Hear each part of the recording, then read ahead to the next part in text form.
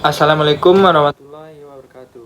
Hai semua, perkenalkan nama saya Muhammad Gibran Pangestu dengan NIM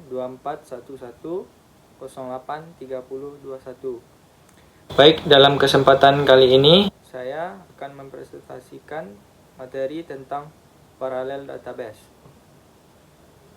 Baik, dengan slide pertama yaitu ada daftar isi. Di daftar isi ini ada pengertian, tujuan, dan manfaat, arsitektur para database paralel, strategi paralelisme, contoh implementasi, kelebihan, kekurangan, kesimpulan, dan komponen. Baik, kita langsung saja masuk kepada pengertian paralel database.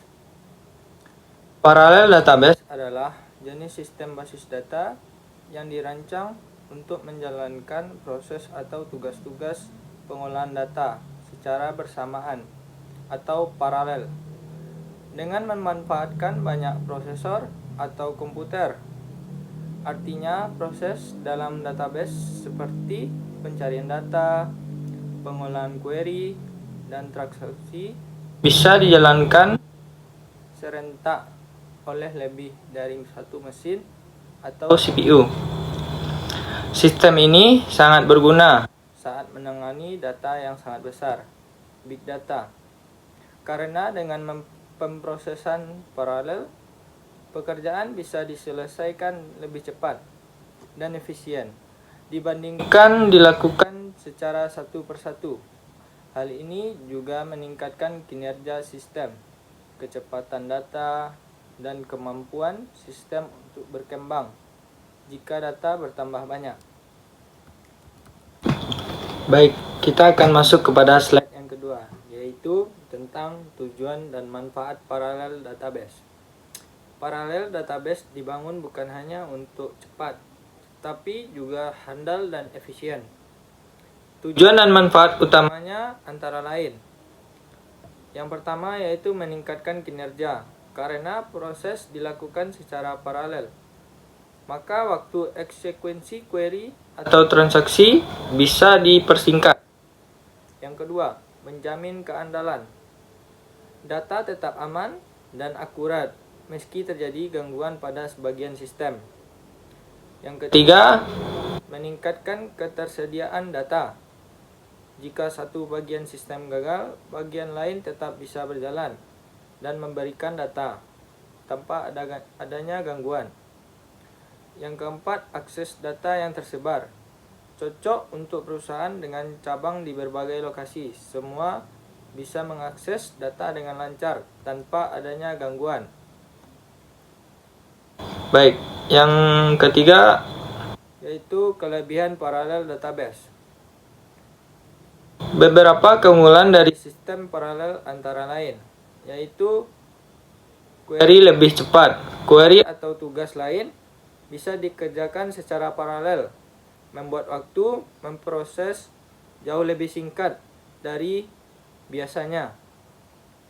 Yang kedua, efisiensi tinggi. Pemanfaatan prosesor dan sumber daya secara maksimal. Yang ketiga, cocok untuk skala besar. Dipakai di sistem besar seperti perbankan, e-commerce, dan layanan lainnya. Yang keempat, skalabilitas. Bisa ditambah kapasitas atau jumlah node sesuai kebutuhan data yang terus bertambah. Yang slide keempat, yaitu kekurangan paralel database. Sistem ini mempunyai banyak kelebihan, tetapi juga mempunyai kekurangan dengan hal sebagai berikut. Yang pertama, biayanya cukup mahal. Butuh investasi besar untuk perangkat keras software dan jaringan. Yang kedua, desain sistem kompleks. Harus dipikirkan dengan matang bagaimana data dibagi dan diakses. Tidak bisa digunakan dengan hal yang tidak matang. Yang ketiga, sinkronisasi sulit. Jika banyak node bekerja bersamaan, perlu pengaturan data agar tetap konsisten. Supaya agar tidak semua query bisa diparalelisasi, ada jenis query yang lebih cocok dijalankan secara sequence karena strukturnya. Baik, kita akan masuk kepada slide yang kelima. Arsitektur paralel database. Ada 3 jenis struktur utama arsitektur dalam sistem paralel database, yaitu kali ini saya akan membacakan yang pertama, yaitu A. Shared Memory System. Semua prosesor berbagi satu memori utama, mudah disinkronkan dan mudah cepat dalam akses data. Namun cukup untuk skala besar karena keterbatasan jumlah prosesor yang bisa bekerja bersamaan. Yang B. Shared Disk System. Masing-masing prosesor punya memori sendiri, tapi semua bisa mengakses disk yang sama. Cocok untuk sistem seperti Oracle RAC. Kelemahannya yaitu disk bisa menjadi bottleneck karena semua prosesor mengakses satu sumber penyimpanan yang sama. Yang ketiga, Shared Noting System. Setiap prosesor punya memori dan disk sendiri, paling fleksibel dan scalable karena bisa menambah node tanpa gangguan. Tantangannya adalah pada kompleksitas komunikasi antar node dan pengaturan replikasi data. Baik. Selanjutnya yaitu tentang strategi paralelisme. Dalam hal ini, untuk bisa menjalankan paralel, sistem menggunakan berbagai strategi dengan hal berikut. Yang pertama, paralelisme data atau data partitioning. Data dibagi-bagi ke beberapa bagian, sehingga tiap bagian dikerjakan oleh prosesor berbeda. Yang kedua, paralelisme query atau intra-query paralelisme. Satu query dipecahkan ke dalam tahap-tahap, misalnya select, join, agregat. Lalu masing-masing dijalankan paralel. Yang ketiga, paralelisme pipeline. Tahap demi tahap dalam query dijalankan secara mengalir. Jadi hasil dari join langsung diproses oleh agregat tanpa menunggu selesai total. Baik. Slide selanjutnya yaitu tentang komponen paralel database. Komponen paralel database memiliki beberapa komponen utama, yaitu 1. Query parser.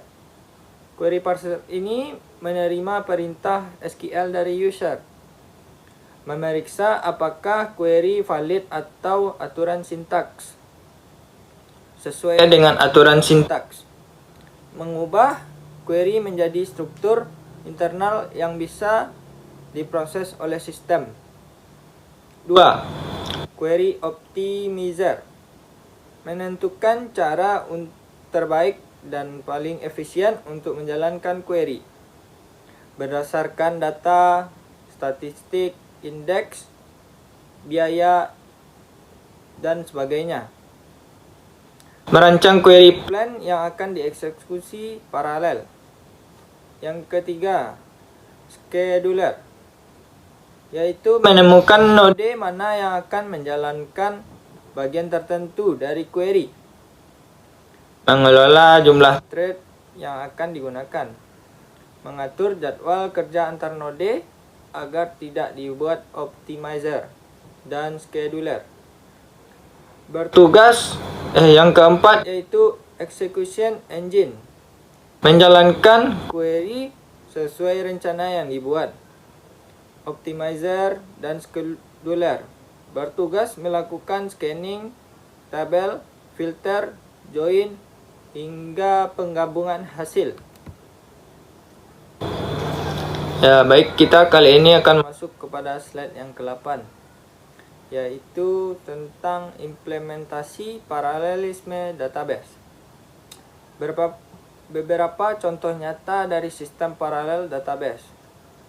Yang pertama ada Google BigQuery. Teknologi BigQuery ini yaitu share nothing.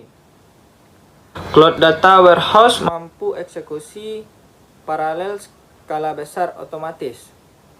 Yang kedua ada sistem Oracle RAC. Teknologi yang dipakai yaitu share disk.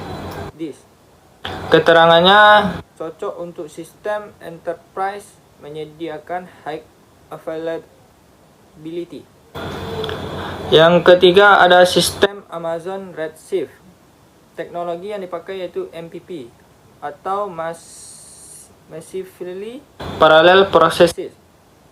Keterangannya yaitu optimasi untuk beban kerja analis besar. Yang keempat ada Apache Hive on Hadoop. Teknologi yang digunakan yaitu MapReduce. Keterangannya yaitu untuk pemrosesan SQL like untuk data di HDFS. Baik, kita akan masuk kepada slide yang ke-9, yaitu tentang tantangan fragmentasi dan penggabungan data. 1. Yaitu skema fragmentasi yang optimal. Penting membagi data secara adil agar beban kerja antar node berkurang. Jika salah, bisa terjadinya load imbalance atau satu node terlalu sibuk, yang lain nganggur, jadi tidak akan seimbang. Yang kedua, ada overhead reshuffling. Setelah data diproses, terpisah, hasilnya harus digabung kembali. Proses ini bisa memperlambat kinerja jika tidak diatur dengan baik. Maka dari itu harus diatur dengan baik agar prosesnya lebih cepat. Yang ketiga, query processing lebih sulit. Optimizer harus tahu letak semua fragmen data. Harus punya strategi cerdas seperti query shipping. Query shipping ini yaitu mengirimkan query ke data dan result merging atau menggabungkan hasil. Baik, lanjut kita masuk kepada bagian terakhir yaitu kesimpulan. Kesimpulan dari materi data paralel ini, database paralel. Paralel database adalah solusi modern untuk kebutuhan pengolahan data berskala besar dengan membagi pekerjaan ke banyak node dan memproses secara serentak. Sistem ini mampu memberi kecepatan, efisiensi, dan keandalan yang jauh lebih baik dari sistem tradisional. Namun dibutuhkan arsitektur dan perancangan yang matang agar sistem berjalan optimal. Masing-masing jenis arsitektur, share memory, share disk, share nothing, punya kelebihan dan kekurangannya masing-masing. Sistem seperti Google BigQuery dan Amazon Redshift adalah contoh nyata dari keberhasilan teknologi ini dalam menangani tantangan big data. Ya, selanjutnya ini ada referensi dari materi yang saya ambil.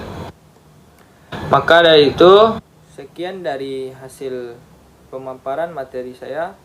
Semoga materi yang saya sampaikan ini bermanfaat bagi semua Apabila ada kesalahan, mohon dimaafkan. Wabillahi taufik wal hidayah. Wassalamualaikum warahmatullahi wabarakatuh.